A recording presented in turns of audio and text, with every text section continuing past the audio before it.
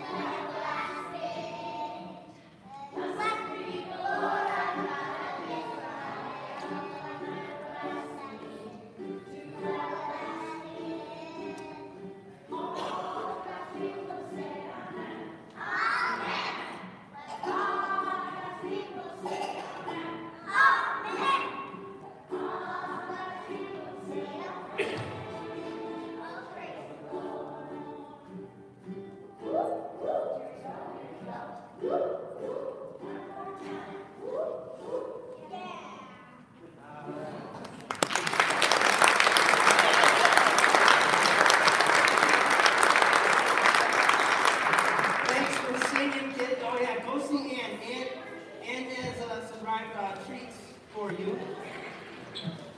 And then Ross Hardie from Luther Park Bible Camp is going to come up and talk to us a little bit about what is going on at Bible Camp.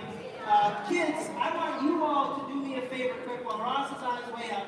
I want you to be sure that when you go home today, you bug Mom and Dad to the point where they have no choice but to send you away for at least a day at Luther Park. Some of you are old enough to go for 2 days. Some of you for 3 days, some of you out there maybe a whole week. So go home, bother Mom and Dad, and say, fine, we will get rid of you for a week. That's the most wonderful place on earth.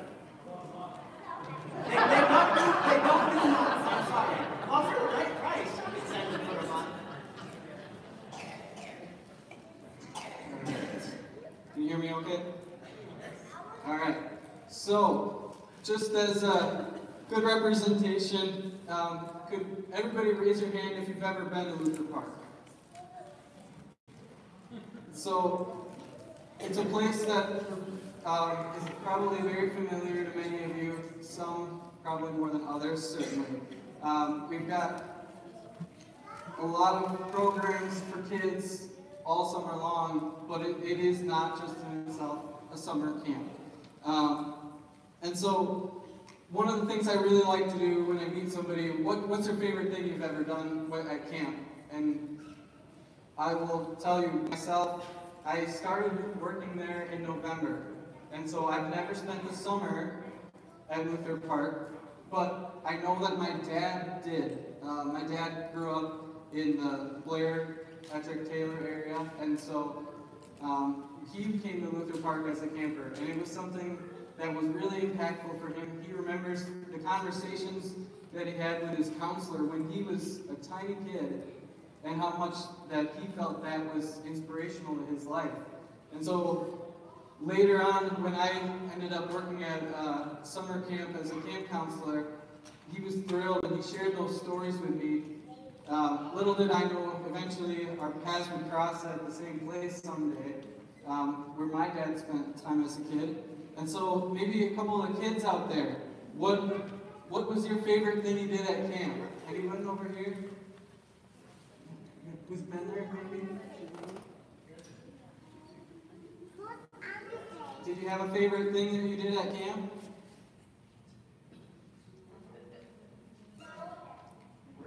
Worship. Worship happens just like it does here. I think sometimes people think of camp worship as something completely different, and it might look different and feel different, but we still have the same components. We still read the scripture, and we still pray, and we hear the message, and we hear the good news of God, and we offer up ourselves, our talents to God, and we pray for others. It's some of the things that we do there that kind of the highlight. I've learned tie-dyeing is one of the big things. You see a lot of pictures of camp, and if you want to check out my board on our way out of here, you'll see some tie-dye. It's a big part of camp. They sell tie-dye sunglasses in the canteen. There's the lake, and we do lots of things on the lake. And so the list of things that we can do at camp, I can talk about those, and I think there is a time and a place, and if you want to hear about them, absolutely, let's talk about them. But one of the things that I always thought, kids, that what's your favorite thing at camp kind of leads to the same conversation of what's your favorite food. It's something different for everybody. And there's so many different things that you could say, and what that question, when you get to what's your favorite food, what makes it special, it's something different for everybody. If your favorite food is pizza, that doesn't mean that every single pizza out there is going to be your favorite. And so I like to ask people, well, what is it about that makes it your favorite? What makes it so special? And a lot of times that conversation goes to, well, who makes the best pizza? Who makes the best lasagna? Who makes the best spaghetti? And can it be duplicated? That's something that's important. When you get, for me, something I discovered is, I've got one of my favorite foods I'll share with you. And it's just not, even though I have the recipe, it's just not as good as when Grandma makes it. Grandma's pancakes. What makes those so special? Well, part of it is her recipe, yes. She makes sourdough pancakes. And so Grandma's pancakes are special in that you can't just add water or simply add milk, mix them together, and have the pancakes ready to go in 20 minutes. You have to start the day before, the night before. Let them sit overnight. I mean, you have to let the sourdough saturate all of the dough. It's something that's really special. But what also makes them special? It's the conversations. It's sitting in her kitchen, sitting at her dining room. It's all the stories that go along with all the different times we had pancakes. When she hosted family for different parties. It's the times that she told my grandpa and I that we had to stop eating so everybody else could keep, she would make sure she'd have enough for everybody. And I was 12 years old at that point, and it's one of those stories that I can recall over and over if I wanted to. And so when I talk about the pancakes, there is something special there. When I get, doesn't mean other pancakes aren't good, but that special pancake is something that I find myself seeking over and over. And so, one more thing about those pancakes is, and this is pretty much true of any pancake, they don't really warm up really well. You can only make them fresh. That's the only way to have them. They've got to be fresh. You can store them later and warm them up. They're not going to be very good. And it reminds me of something from the Bible. It reminds me of manna. The manna that was sent from heaven. The Israelites were out in the wilderness and they needed something to eat. And the morning after, and from Exodus, and in the morning there was a layer of dew around the camp. When the layer of dew lifted, there on the surface of the wilderness was a fine, flaky substance, as fine as frost on the ground. When the Israelites saw it, they said to one another, "What is it?" For they did not know what it was. And Moses said to them, "It is the bread that the Lord has given you to eat. Gather up as much of it as you need, to a person according to each person, all providing for those in your own tents." And the Israelites did so, gathering some more and some less. And the ones that gathered too much, it rotted on them. It was something that they were supposed to have every day. It was their daily bread. And so when I think about pancakes, I make this connection to camp. It's something because we talk about feeding our faith and getting our daily bread. If you went to camp once, it's something that is you're gonna have that experience with you, but you can't live off of that one experience your entire life.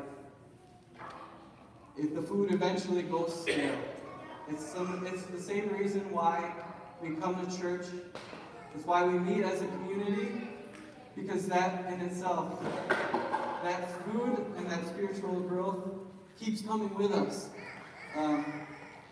The more we go back to it. Lucky for us, our food from heaven doesn't go stale like it did for the Israelites. Bread from heaven, Jesus tells us in chapter 6 of John. Our ancestors ate manna in the wilderness. He gave them bread from heaven to eat. Then Jesus said to them, "Very truly I tell you, it was not Moses who gave you bread from heaven, but it was my Father who gives you true bread from heaven. For the bread of God is that which comes down from heaven and gives life to the world." And they said, "Sir, give us this bread always." And Jesus said to them, "I am the bread of life. Whoever comes to me will never be hungry, and whoever believes in me will never be thirsty." And when I talk about camp, for me, what it means is I have my relationship with God. It's something where I take time to be intentional about it. And I have lasting friendships for my own time at camp. People that live all over the country that I met at camp, and those friendships have lasted because they've been rooted in Christ. It's something fun and unique that you can't duplicate at home. For the kids, sometimes that means you're up in the treetops doing our high ropes course. Or maybe you're out on the lake paddleboarding. For the adults, it might be some of the retreats that we host. It might be the company and the camaraderie and the time away from your busy life when you come to camp that you can be intentional. And it's a safe place where you can be goofy and you sing these goofy songs with actions. And it's a place that has been so much to some people, and they think that camp changes you, but who can really prove it? Well, I know somebody who's actually gone and he got a PhD to study camps, and he's tried to figure out, well, what can we learn? What can we prove? What does camp specifically, what does the Lutheran Christian Bible camp, i.e. Luther Park, what does Luther Park do for kids that come to camp? Well, there are 5 things that they were able to determine. And this is not just Luther Park. They went and studied this at many different camps in the immediate area, and they found that kids that go to camp, the long-lasting effects, kids have more self-confidence. In a world where that can sometimes be an issue, that sounds like a good thing to me. Those kids have more frequent devotional practices at home. And with those faith practices, it also means that their family has more their family start to do more faith practices at home. When they come home, the kids tell you about what they did at camp, that the parents tend to take notice of that, and they want to keep it going. They come to church more, and maybe one of the bigger things is he calls it increased faith reverence. It means your faith, there's a high, a camp, it feels good while you're there, but it's not just a camp high. Once that feeling of a week has gone by, 2 weeks has gone by, a month has gone by, there's still something there that brings you back. And so whether it's your favorite food, whether it's those pancakes, whether it's the pizza, or whatever it is special to you, remember that should you think about where you can maybe send your kids, maybe where you can send your grandkids, or maybe you can just help this congregation send kids to camp. It will be worthwhile, and I thank you for any of the support that you do already give. I am new to the area, so I hope to learn a little bit more about what you guys do. I hope to see some of you. We do have days where the public can come, and we've got a calendar of events. If you want to ask what, if you're retired, if you're working, we do try to hit every group. I can tell you that my programming specialty is a little bit more for the kids, but I'd be happy to contact you and have any conversation if you're interested more in camp. I will be here after the service. Thanks. Let us stand and sing our gospel.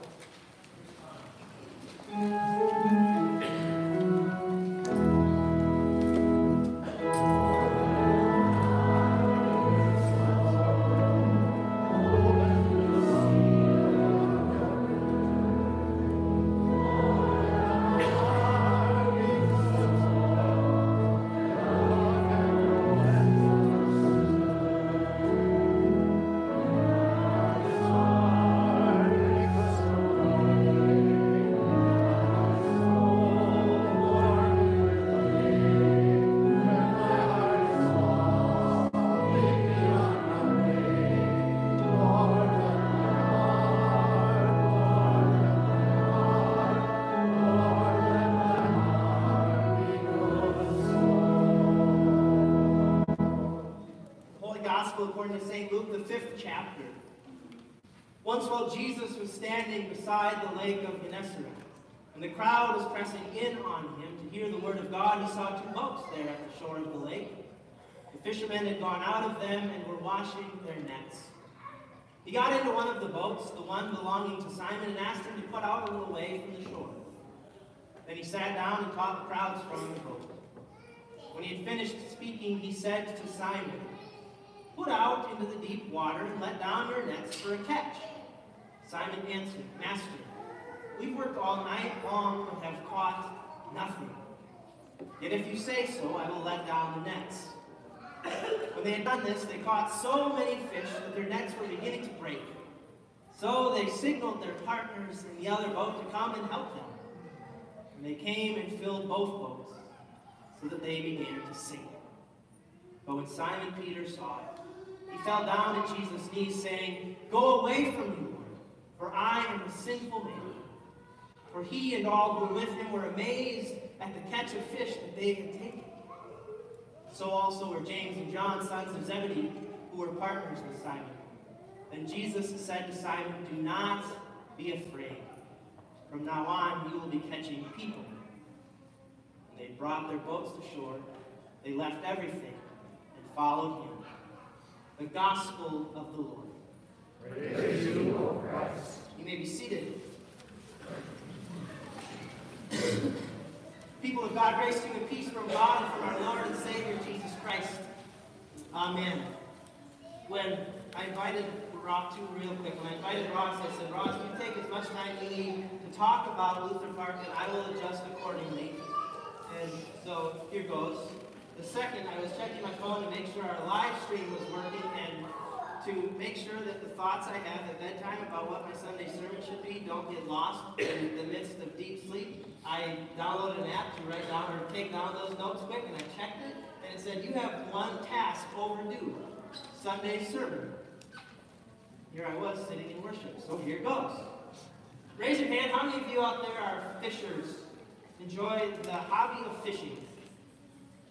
How many of you, and maybe if you're not a fisher person or whatever, but you may have a hobby where you can kind of relate to this, where you've done this thing that you've gone out to do and it hasn't worked, and someone has said you need to try one more spot, right?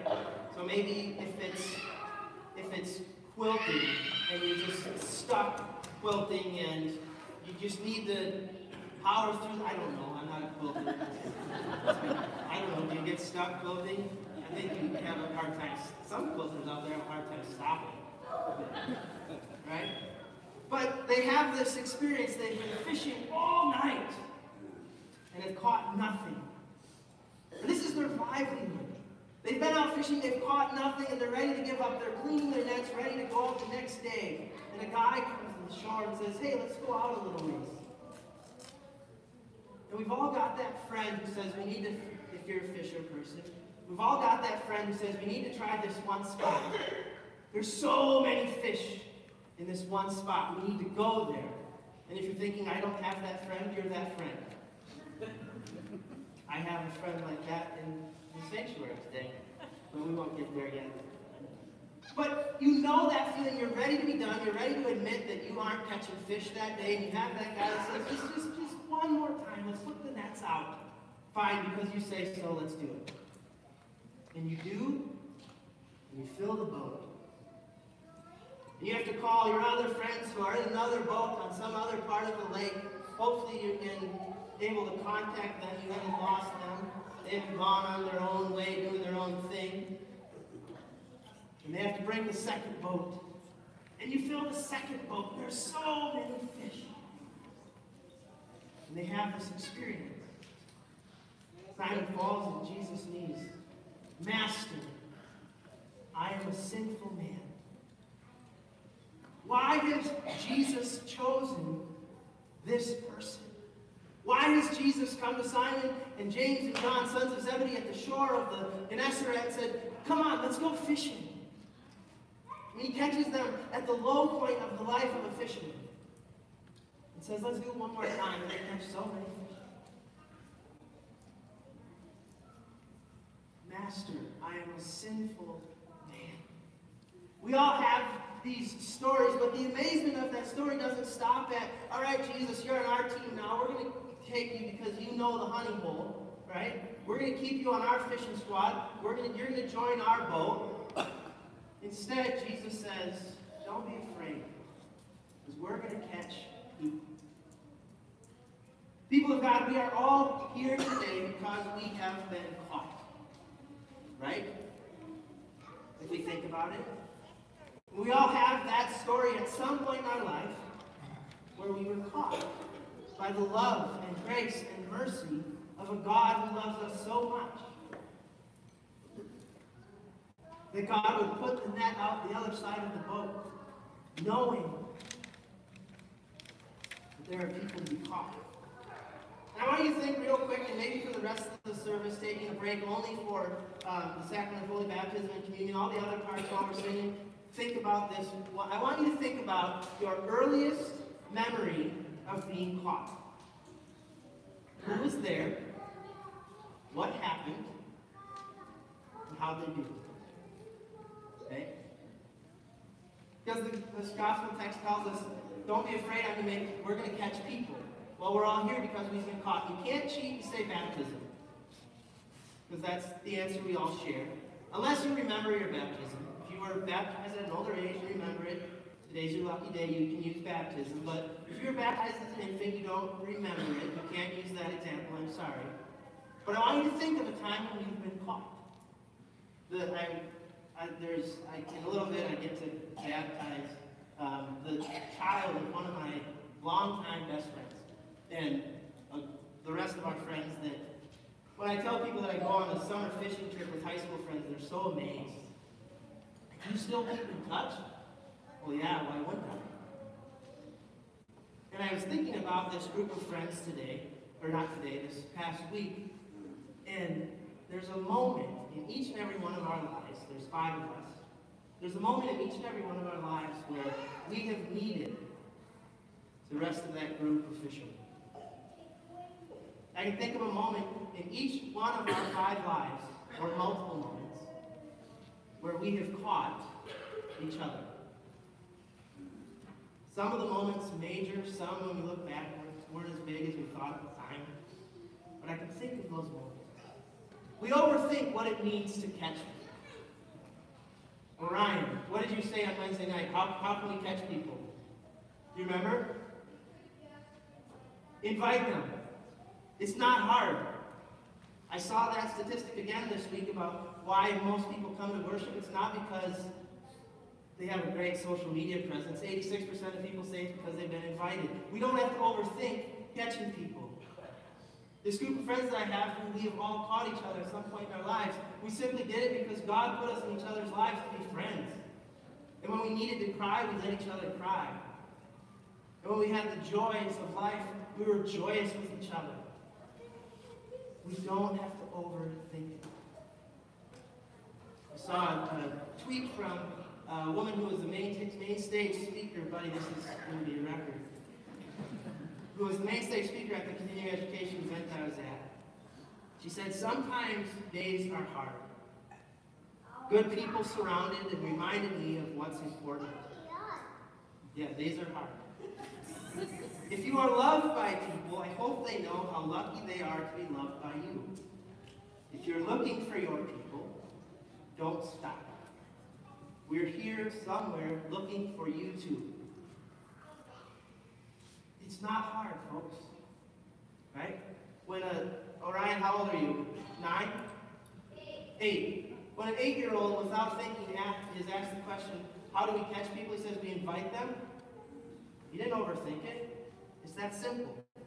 When you have a friend who needs a shoulder to cry on, we don't overthink it. We don't go looking for someone who has a soft shoulder for our friend to cry on. We let him cry on us. We don't have to overthink it. God calls us today to fish for people. He says, don't be afraid. It's the other crazy part, one of those biblical words that strikes fear into anybody. When Jesus says, don't be afraid. Oh, I don't know if I want to hear what's coming next. He says, we're going to catch people. With an invite. Yeah.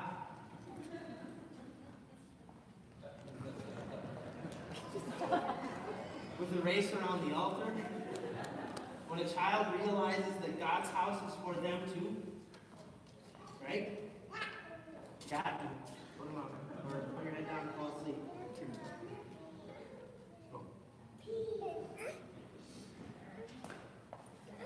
He provides us with plenty of, sometimes God just picks us up and gives us a shoulder to lay our head on stories. People of God, we don't care what we think. Park's a great place where many people are caught. This is a place where many people are caught. We're here today because we've been caught or we're hoping to be caught. My prayer for us this day, people of God, is that we find a place that catches us when we need to be caught. It's not a one-time thing. My hope is that we find people who allow us the need to be caught and are there when we need it most. Thanks be to God. Amen. We're going to do verses 1 and